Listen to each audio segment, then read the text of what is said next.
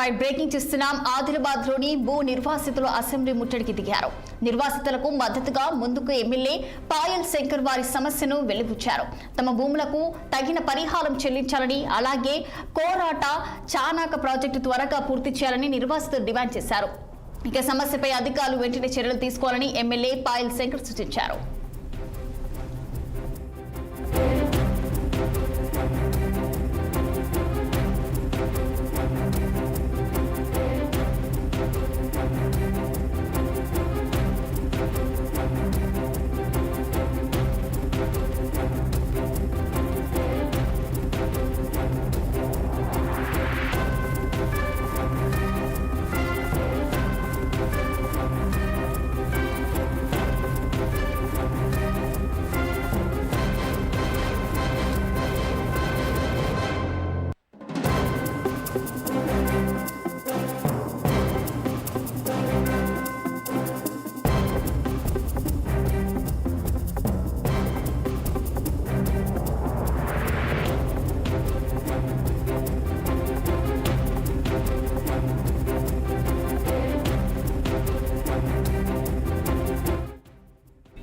ఆదిలాబాద్ లో భూ నిర్వాసితులు అసెంబ్లీ ముట్టడికి దిగారు. నిర్వాసితులకు మద్దతుగా ముందుకు ఎమ్మెల్యే పాయల్ శంకర్ వారి సమస్యను వెలుబుచ్చారు. తమ భూములకు తగిన పరిహారం చెల్లించి, అలాగే కోరాట చనాగ ప్రాజెక్టు త్వరగా పూర్తి చేయాలని నిర్వాసితులు డిమాండ్ చేశారు. సమస్యపై అధికారులు వెంటనే చర్యలు తీసుకోవాలని ఎమ్మెల్యే పాయల్ శంకర్ సూచించారు. ఇక ఇదే అంశంపై మరింత సమాచారం మా special correspondent Krishnahari phone line లో అందించేందుకు సిద్ధంగా ఉన్నారు. చెప్పండి కృష్ణహరి, మరి దీనికి సంబంధించిన పూర్తి డీటెయిల్స్.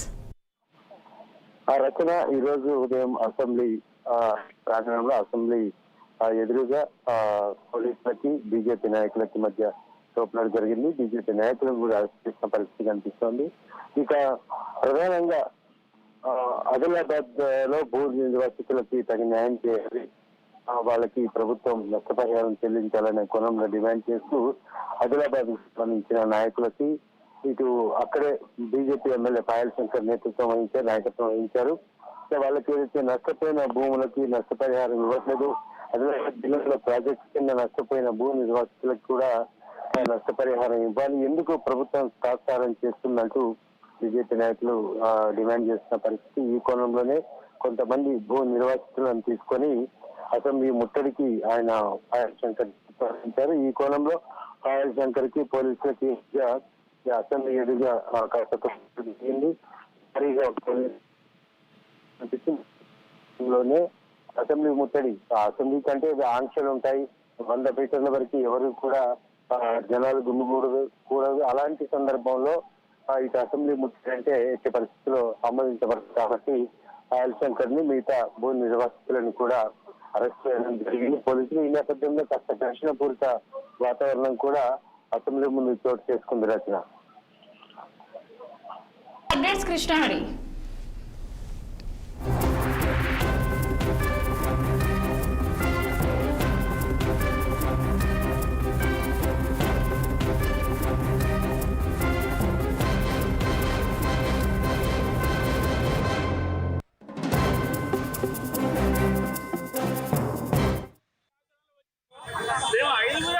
పంపడానికి ప్రయత్నం చేస్తున్నారు. కనీసం 10 మందిని పంపించడం కనీసం అడుగుతా ఉన్నాము. సామరస్యంగా కలిసి ఇంకా ఢిల్లీ వచ్చాము. నల్లబడ్డ చెప్పి అక్కడ వాళ్ళు తీసుకోవడం లేదు. 10 మంది వచ్చాము, 5 రమ్మని చెప్తున్నారు. ఈ 5 సరైనది కాదు, కలవలేకపోతున్నారు కాబట్టి చెప్పి జిల్లాలో పెద్ద ఎత్తున 24,000 రైతులు సోయాబీన్ వేయడం జరిగింది. 6 లక్షల క్వింటాలు కొనుగోలు జరిగింది. ఈ రోజు 1,64,000 క్వింటాలే కొనుగోలు చేశారు. వాపసు అంటారు. రైతులు ఆందోళన చేస్తున్నారు, ధర్నాలు చేస్తున్నారు, రాస్తారోపణలు చేస్తున్నారు. కనీసం కొనుగోలు చేయాలని నాకాడి ద్వారా మార్కెట్ ద్వారా కొనుగోలు చేయాలని చెప్పి మంత్రి గారిని కలవడానికి వచ్చి ఇలా పోలీసు వాళ్ళు ఇక్కడ నిర్బంధం చేస్తున్నారు. ఇది సరైనది కాదు, మేము ఉన్న 10 మంది 5 మంది పర్మిషన్ ఇస్తామంటున్నారు.